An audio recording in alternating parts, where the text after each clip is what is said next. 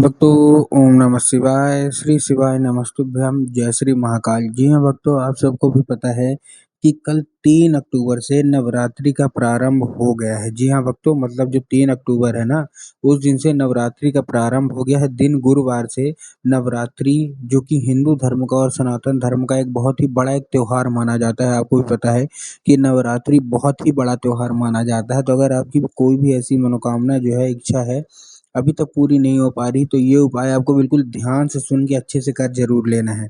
देखिए, आपको भी पता है कि अगर माता रानी की कृपा आपके ऊपर हो गई ना, तो आप जो कुछ भी चाहते हैं, सारी की सारी इच्छा, सारी की सारी जो मनोकामना है ना, वो अवश्य रूप से पूरी होंगी ही होंगी। आपको कुछ भी नहीं करना पड़ेगा। लेकिन क्या करना है, कैसे करना है, पूरा बताऊँगा। आपके घर में आज मैं आपको ऐसा उपाय बताने वाला हूँ कि सोने-चांदी से भी महँगा जो है केवल और केवल 2 रुपए की चीज़। और आज जो मैं आपको माँ वैष्णो का सिक्का वाला उपाय बताने वाला हूँ ना, इसको भी आपको ध्यान से कर लेना है। अगर आपने ये उपाय कर लिया, तो अवश्य रूप से मनोकामना पूरी होगी। सिक्का क्या है, माँ वैष्णो का कैसे क्या करना है, पूरा बताऊँगा। देखिए, आपको भी पता है कि यह नवरात्रि हर साल आती है, ठीक? तो ये पिछले साल की बात है, साल 2023 की बात है, गुरुदेव की कथा हो रही थी। अब आपको ये भी चीज़ पता होगी कि जब गुरुदेव की कथा है, तो उसमें लाखों की भीड़ आती है। और जब गुरुदेव की कथा में लाखों की भीड़ आती है, तो वहाँ ज़्यादातर जो भक्त रहते हैं, वो क्या करते हैं, पत्र के द्वारा अपनी मनोकामना गुरुदेव तक पहुँचाते हैं। ये भी आपको पता ही होगा। तो अभी क्या है, पिछले साल की गुरुदेव की कथा चल रही थी नवरात्रि के पहले दिन, मतलब थोड़ा-सा पहले चल रही थी। और जब नवरात्रि के पहले गुरुदेव की कथा चल रही थी, तो वहाँ लाखों की भीड़ आई। ये भी आपको पता होगा, गुरुदेव की कथा में लाखों की भीड़ आ जाती है। और जब गुरुदेव की कथा में लाखों की भीड़ आई, तो वहाँ ज़्यादातर जो भक्त थे ना, उन्होंने क्या किया, पत्र के द्वारा, आपको पता होगा कि गुरुदेव की कथा में पत्र लोग लेके आते हैं। तो गुरुदेव की कथा में लोग पत्र आए लेके, और पत्र के द्वारा अपनी मनोकामना गुरुदेव तक पहुँचाई। अब जब गुरुदेव के पास पत्र पहुँचा और गुरुदेव ने पत्र पढ़ा, तो वहाँ गुरुदेव ने देखा कि ज़्यादातर जो लोग हैं ना, उनकी क्या है, केवल और केवल एक ही मनोकामना है। क्या मनोकामना है कि गुरुदेव, हमारी किसी की धन प्राप्ति की मतलब वो है, दिक्कत है, किसी की कर्जा मुक्ति की दिक्कत है, सबकी अपनी-अपनी मनोकामना है कि गुरुदेव हमारी ये मनोकामना है पूरी करवा दीजिए, ये मनोकामना है पूरी करवा दीजिए, सब वही बोल रहे थे। जब गुरुदेव ने देखा, तब गुरुदेव ने 2 से 3 उपाय बताए और कहा केवल और केवल ये उपाय कर लेना, तुम्हारी जो कोई भी इच्छा, जो कोई भी मनोकामना है, सारी की सारी इच्छा मनोकामना अवश्य रूप से पूरी होगी ही होगी। अब जब गुरुदेव ने उपाय बताया, तो लोगों ने जा जा के इस उपाय को क्या किया, घर में करना शुरू कर दिया। अब जैसे ही लोगों ने जा जा के इस उपाय को घर में करना शुरू कर दिया, वही लोग गुरुदेव की कथा में मात्र 1 से डेढ़ महीने के बाद वापस भी आ गए। अब जब वही लोग गुरुदेव की कथा में वापस आए, तो उन्होंने क्या किया, फिर से एक बार गुरुदेव को पत्र लिखा। लेकिन ये वाला जो पत्र था, ये गुरुदेव को धन्यवाद के रूप में पत्र था कि गुरुदेव धन्य हो आपका, आपके द्वारा बताया गया उपाय हमने कर लिया है, हमारी सारी की सारी इच्छा मनोकामना पूरी हो गई है, आपका कोटि-कोटि धन्यवाद। और हमारे जीवन में जो भी समस्या थी पैसे को लेके, वो भी दूर हो गई है, और ये केवल और केवल आपके द्वारा बताए गए उपाय के कारण ही हुआ है। तो देखिए, अगर आप भी जानना चाहते हैं कि आखिर ऐसा कौन-सा उपाय है जिसको करने मात्र से मनोकामना इच्छा पूरी हो जाती है, तो चलिए हम बताते हैं आपको आज की इस वीडियो के माध्यम से कि आपको करना क्या है। तो बस उपाय ध्यान से सुन के अच्छे से करिएगा ज़रूर। अगर आपने आज का ये उपाय ध्यान से सुन के और अच्छे तरीके से कर लिया, तो अवश्य रूप से इच्छा मनोकामना पूरी होगी ही होगी। लेकिन उसके पहले चैनल पे अगर पहली बार आए हैं और आवाज़ मेरी पहली बार सुन रहे हैं, तो वीडियो को कर दें लाइक और चैनल को भी कर लें सब्सक्राइब, ताकि पूजनीय पंडित प्रदीप जी मिश्रा के रोज़ नए-नए उपाय, जो कि मैं उनकी कथा से सुनता हूँ, श्रवण करता हूँ, सबसे पहले मैं आपको प्राप्त करा सकूँ। तो देखिए, जो हमारा सबसे पहला उपाय है, इस उपाय में आपको करना क्या है, ये बहुत ही बड़ा उपाय है। इस उपाय में आपको करना क्या है, देखिए, पहला दिन होता किसका है, सबसे पहले तो आपको ये पता होगा कि माँ शैलपुत्री का पहला दिन होता है। जो पहला दिन माना जाता है, वो माता शैलपुत्री का माना जाता है। तो आपको करना क्या है, सिक्का लेना है एक।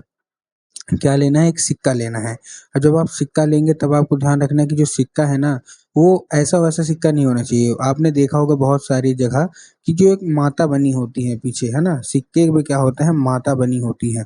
तो आपको करना क्या है, सिक्का जो मतलब माता बनी होंगी ना सिक्के में, तो आपको वही सिक्का ढूँढना है, चाहे जैसे ढूँढिए, आपको वही केवल और केवल वही सिक्का ढूँढना है। जब आप सिक्का ढूँढ लेंगे, तब आपको करना क्या है, जैसे आपने सिक्का ढूँढ लिया, अब आपको क्या करना है, उसमें थोड़ा-सा हल्दी और थोड़ा-सा चंदन लगा के पहुँच जाना है कहाँ, माता रानी के मंदिर। देखिए, ये बहुत ही बड़ा उपाय मैं आपको बता रहा हूँ, अगर आपने इसको कर लिया ना, तो आपकी ज़िंदगी सँवर जाने वाली है। आपको करना क्या है, आपको सिंपल सा मैं आपको, जैसे मैंने अभी आपको बताया कि आपको करना क्या है, केवल और केवल आपको लेना क्या है, जैसे कि मैंने अभी आपको क्या बताया कि आपको क्या लेना है, एक सिक्का लेना है, उसमें पीछे माता की फोटो होनी चाहिए, उसमें आपको हल्दी थोड़ा सा चंदन लगा के पहुंच जाना है कहाँ, सीधा सीधा माता के मंदिर, चाहे 1 रुपए का ही सिक्का हो, चाहे 5 रुपए का हो, चाहे 10 रुपए का, जो हो भी सब चल जाएगा। पहुंच गए। अब पहुँचने के बाद आपको करना क्या है, जैसे आप पहुँचने के बाद माता के चरणों में, ठीक है, क्या करना है आपको, माता के चरणों में आपको चुपचाप क्या कर देना है, आपको अर्पित कर देना है बस। पूज्य गुरुदेव कहते हैं किसका नाम लेके, नाम भी मैंने अभी आपको बताया, माता शैलपुत्री का नाम लेके आपको अर्पित करना है। पूज्य गुरुदेव कहते हैं अगर आपने इतना ही कर लिया ना, तो जो कोई भी इच्छा आपको चाहिए, जो कुछ भी इच्छा आप मांग रहे हैं ना, सारी की सारी इच्छा, सारी की सारी मनोकामना आपकी अवश्य रूप से पूरी होगी ही होगी। ठीक, ये था कौन सा, ये था पहला उपाय। अब हम चलते हैं अपने दूसरे उपाय की ओर। ये भी बहुत बड़ा धन प्राप्ति का ही उपाय है, तो इस उपाय को भी आपको ध्यान से सुनना है और अच्छे से करना है। अब देखिए इस उपाय को आपको करना क्या है, सबसे सिंपल सा बता रहा हूँ आपको मैं। इस उपाय में आपको लेना क्या है, इस उपाय में सबसे पहले आपको लेना जो है वो है एक लाल चुनरी ले लेना है। अब क्या, लाल चुनरी के साथ साथ आपको और क्या चाहिए, मैं आपको अच्छे से बता रहा हूँ, ध्यान सुनते रहिएगा। एक लाल चुनरी, अ, उसके साथ 11 लाल चूड़ी ले लीजिएगा। ठीक, अब 11 लाल चूड़ी में आपको ध्यान रखना है कि बहुत सारे लोग जब चूड़ी लेते हैं ना, वो गलती क्या करते हैं कि चूड़ी ले तो लिया, लेकिन चूड़ी लेने में गलती क्या करेंगे कि वो कहीं 3 हरी ले लेंगे, 2 नीली ले लेंगे, 4 कोई और ले लेंगे, पीली ले लेंगे, 1-2 लाल ले लेंगे। ऐसा आपको नहीं करना। आपको 11 की 11 जो चूड़ी है ना, वो लाल ही लेना है। इस चीज़ का आपको बहुत अच्छे से ध्यान रखना है। तो 11 की 11 चूड़ी लाल ले लेना है। ठीक, उसके साथ आपको क्या करना है, सिंदूर वगैरह हर एक चीज़ ले लीजिए बस, और ये लेके पहुंच जाइए। चूड़ी ले लिया आपने, एक चुनरी ले लिया, ठीक, और चुनरी और चूड़ी लेने के साथ साथ एक दिया लेते जाइए और पहुंच जाइए सीधा सीधा माता रानी के मंदिर। अब आपको सबसे पहले माता रानी के चरणों पर अर्पित करना है, और जो कोई भी दिक्कत होगी पैसे की, जो कोई भी दिक्कत होगी, समस्या होगी, सब बोल देना है। बोलने के बाद आपको करना क्या है, जो चुनरी है वो माता को चढ़ा देनी है, मतलब ऊपर से उनको ऊपर से अच्छे से ओढ़ा देनी है। उसके साथ साथ जो आपने जो चुनरी है उसके साथ जो चूड़ी आपने लिया है वो माता के हाथों में आपको पहना देनी है। ठीक, जब माता के हाथों में पहनाएंगे उसके साथ एक दिया आपको जरूर लेना है। अब जब दिया आप ले रहे हैं उसमें आपको ध्यान रखना है कि जो दिया है वो मिट्टी का होना चाहिए। बहुत सारे लोग आटे का दिया ले लेते हैं, तो आपको उससे बचना है।